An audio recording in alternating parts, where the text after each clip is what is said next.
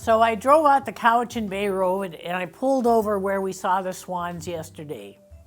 They were still there, nearly 100 of them, just standing in the field, pecking at the grass.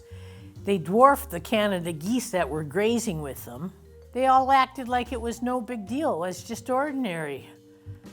Well, maybe to them, but it was only the second time in 68 years that I had seen a sight such as that. And the first time was yesterday. Amazing. Before we got off the bus, I asked Frankie to think about the last time that she had remembered seeing her pen. Oh, she said, it would be easier for me to tell you the names of all the children I had in the very first class I ever taught. As for yesterday, but I do remember that Mary Lou and I were doing the crossword puzzle with it. Then we began to sing and we stopped and I don't know. Well, where did you put it? Asked Frida. Oh, horse feathers. I don't remember, but usually I put it in the pen pocket in the midsection of my pack. Well, I'm thinking maybe it fell out of the bus, like you dropped it on the floor, and then when we all got off the bus to look at the swans, maybe somebody accidentally kicked it off the bus. That's what I thought. That easily could have happened, Mavis, said Frankie. So Raven, Frankie, and I got off the bus and searched the ground around and under the bus. So as I'm kind of bracing myself against against the side of the bus to get down on the ground to look under the wheels and stuff, I thought, good thing it didn't rain last night. Anyway, there was no pen under the bus, and on the theory that anything could happen at any time, we searched in a wider circle, and we even searched across the road a little bit. There was no pen anyway. Frida could tell by our looks on the face when we got back in the bus that we hadn't found it. She said, okay, just pretend for a minute that you put it away. There was a long pause, and then Frankie said, well, then we would have to assume that someone purposely took it. Don't think about that for a minute, said Frida. Just think about, where was your pack when you got off the bus? Oh, let me think, said Frankie. So Mary Lou found a newspaper with a crossword puzzle in it in the lobby as she was walking out to the bus. So when we got on the bus, I opened my pack and took out the pen, and then I handed the pack to Mary Lou, and she kind of tossed it on the pile of luggage next to Frida. And then we were doing the crossword puzzle, and then when we stopped and started to sing, then I put the cap back on the pen and I handed it to Mary Lou. And I assume she put it back in my pack because she knows my habits. And then after that, we saw everybody got up and went to that side of the bus to look at the swans, and they moved things to get a better view. And then Bunny was rummaging around looking for her suitcase. And honestly, I wasn't paying attention. I was focused on the swans. Well, said Frida, Jude, Irene, and I were the only ones left on the bus after everybody got off.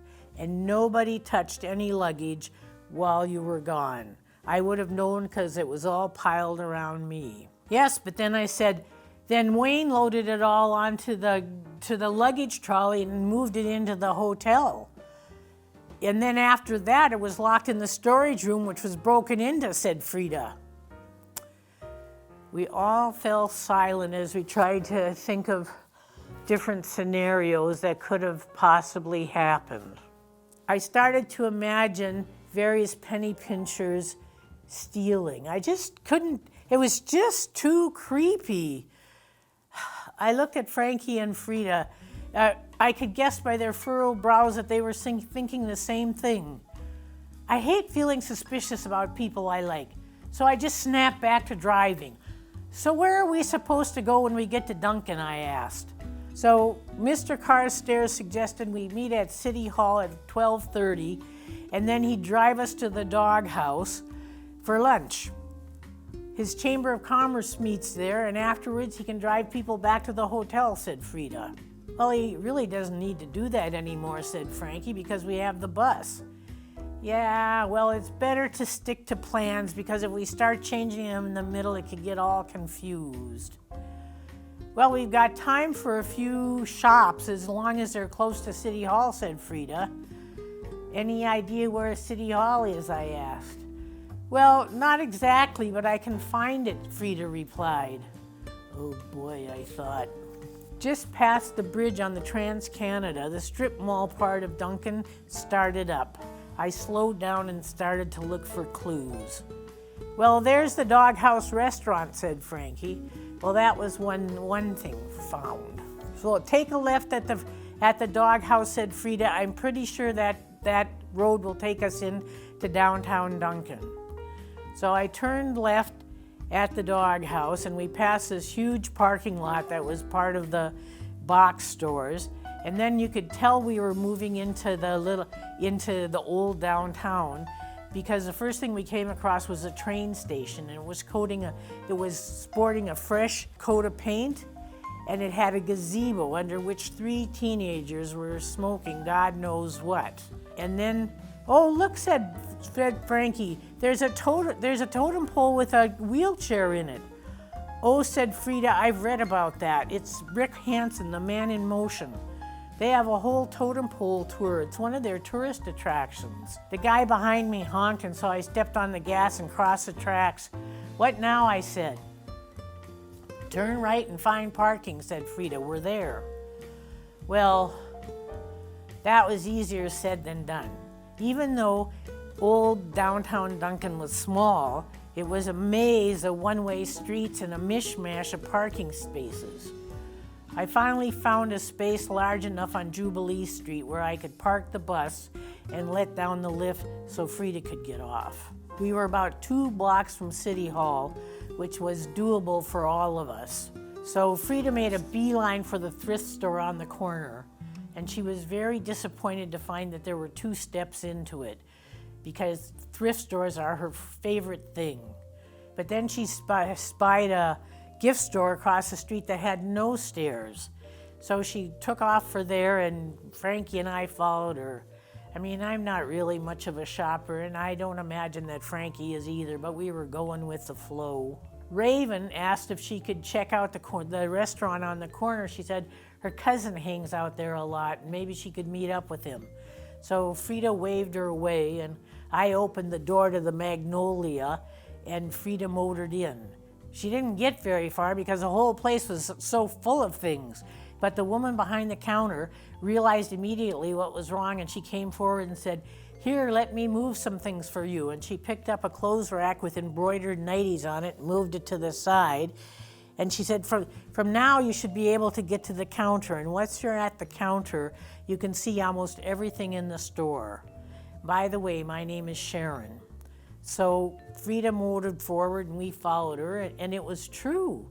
Everything was so artfully arranged that from the counter you could almost see everything in the store. So Frankie went immediately to the embroidery table and started feeling the embroidery and the materials on the tablecloths and the runners. And I got buried in a big mound of wicker furniture and baskets, and there was a wicker laundry basket there with a canvas bag in it that would have been great for my apartment. And then I kind of imagined telling Jude that I had bought a laundry basket when the bus was already full of luggage, and I imagined kind of saying to her, "Well, I can put it on top, it's light." Well, and then I imagined it falling on Frida, and I thought, oh, maybe not. I walked back to the counter as Sharon was taking a bracelet out of a display case. "It's a Thunderbird," she told Frida. "What does it mean?" asked Frida. "Well, it's a powerful spirit. And one story is that a supernatural killer whale was at the mouth of the Cowichan River eating all the salmon. So the people called on the Thunderbird to save them from starving. And the Thunderbird went and fought the killer whale and won, so the salmon returned to the river." Frida picked up the bracelet and ran her fingers over it. "Oh, it's so beautiful," said Frida. "And it feels so good. Is it gold?" "Yes, that's why I have to charge so much for it.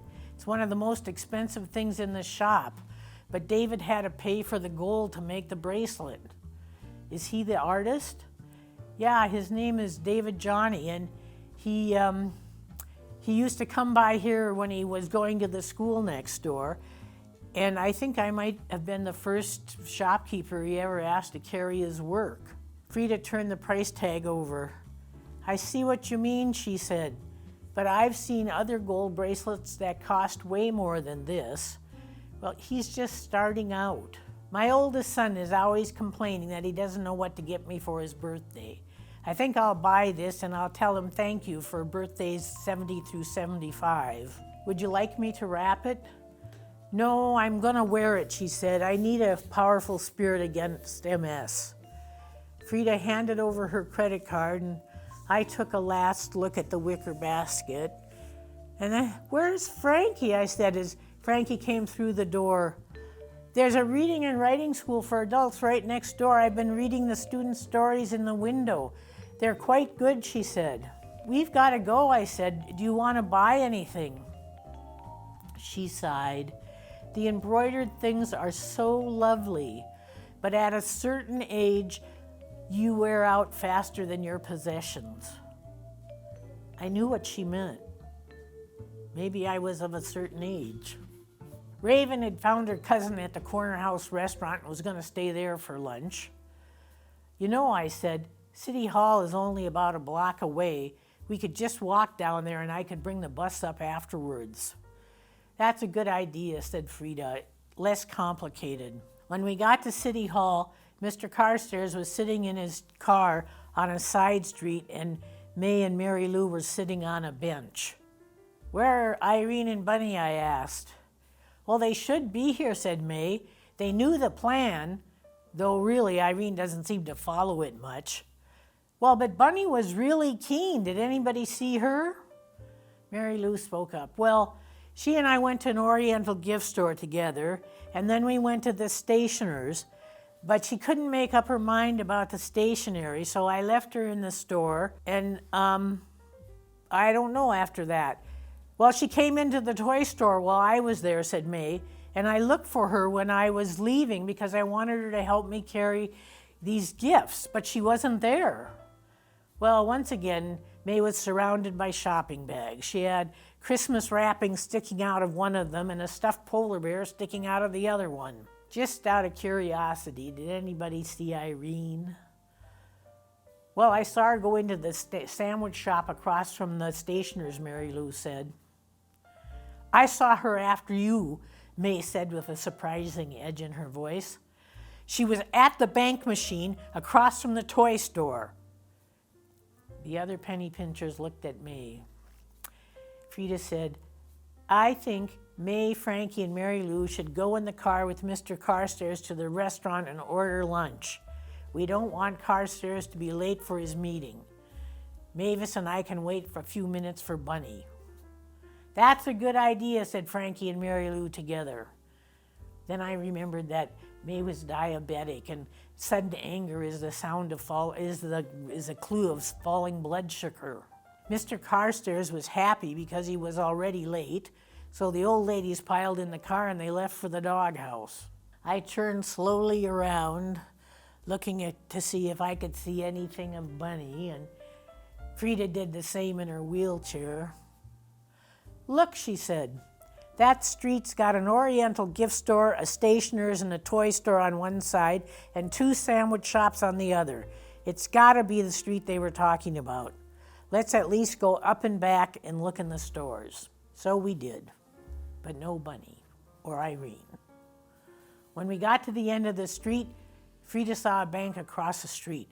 Oh, good, she said. I can deposit this check from Bunny in my account, and then I can write a check to the theater people and I won't have to use my credit card. When we entered the bank, she told me not to go up to the teller's window with her. She said it never fails. If a person in a wheelchair and a standing person are trying to do business, the salesperson is going to talk to the standing person, even if it's the wheelchair person who has the business. So I kind of stood over to the side and pretend I wasn't with her. But I still could hear the teller tell her that she wasn't going to cash the check because there wasn't enough in the account to cover it. Well, Frida knew I heard, and she said to me, "Please don't mention this to anybody, and when I get a chance, I'll talk to Bunny." So I nodded, and we started back down the street looking for old ladies known to us. No luck. "Okay, I'm done," said Frida. "Me too," I said. We went back to the bus, and I loaded Frida on. Then I went up the front steps, and I noticed that tear in the rubber again. I gotta mention that to Jude sometime. Well, the Doghouse restaurant sat right on the corner of the mall parking lot, so there was plenty of room for the bus to park and also room for the lift to come down. So once we got into the restaurant, we were directed to a table in the back where Frankie, Mary Lou, and May had already ordered, and May was halfway through a piece of lemon meringue pie. "We persuaded her to eat dessert first," said Frankie. "I feel better," said May. The Doghouse restaurant was Duncan's answer to the family restaurant. Meatloaf was on the menu, and the special of the day was turkey pot pie. This Thursday lunchtime, it was busy. The Chamber of Commerce was in full swing in the front room, and about 8 people were lined up at the door waiting for tables. Dark wood booths along the walls and around a central service area divided up the large dining room into cozy areas. The waitresses were moving at a brisk clip. The walls sported bright, cheerful paintings of island scenes, ferries coming in, lumber trucks winding through forests. I was looking forward to a comforting lunch and a big dessert. They leapt out at me from the display case near the front door. "I see that Bunny and Irene aren't with you," said one of the twins. "They never showed up," I said. "We looked around a little, but we didn't see them anywhere." "Oh dear," said the other twin. I'm guessing Mary Lou. "What are we going to do?" "We're going to do exactly what we said we were going to do," said Frida. "They have the itinerary, and if we follow it, they'll know where to find us." "Is that a new bracelet?" May pointed at Frida's wrist. Frida held up her arm for everyone to see. "It's my present from my oldest son," she said. "He just doesn't know it yet." "It's lovely," said Mary Lou. "May I see it?" Frida took off her bracelet and passed it to Mary Lou. She examined it closely and rubbed her hands over it, and then she passed it around the table so everyone had a chance to admire it. I handed the bracelet back to Frida and went back to worrying. "Okay, the thing is, Irene is often missing, but Bunny never is. What if she's sick," said May, "or something happened to her?" "Well, she has my cell phone number," said Frida. "Well, maybe I better check it because maybe I didn't hear it." So we all waited while Frida rummaged in her bag and found her cell phone, but there were no messages on it. "Well, do you think that she has one of those cards with an emergency contact number on it in case anything goes wrong?" said May. "Well, who would she put on the card?" said Frankie. "You know, Herb's gone, and they had no relatives. That's why she was in so much trouble when he got sick. Well, she was lucky her next-door neighbor needed a room for his teenage son who came to live with him to finish high school," said May. "Yes, he was such a nice boy. He lived in Bunny's basement and helped her do the heavy lifting with Herb. Bunny really liked him," said Mary Lou. "Well, that was several years back. I doubt if she'd list him as an emergency contact," said Frankie. "The woman's been missing for an hour," said Frida. "Why don't we just calm down and eat lunch? We'll worry later if we have to." Frida opened her menu, and the rest of us followed her suit. When the waitress came to take our orders, I asked her about the paintings on the wall. "They're E.J. Hughes," she said. "He's like really famous. He has pictures in the National Gallery in Ottawa and Toronto and Montreal and everything. And he eats here every morning, just like a regular guy." I must remember to bring Jude here to see these, I thought. Paintings don't have to be deeply meaningful. They can just make you happy. Eat your heart out, Amaryllis. I ordered the turkey pot pie and the double Dutch apple pie with ice cream. After all, If Irene and Bunny don't show up, this charter is going tits up.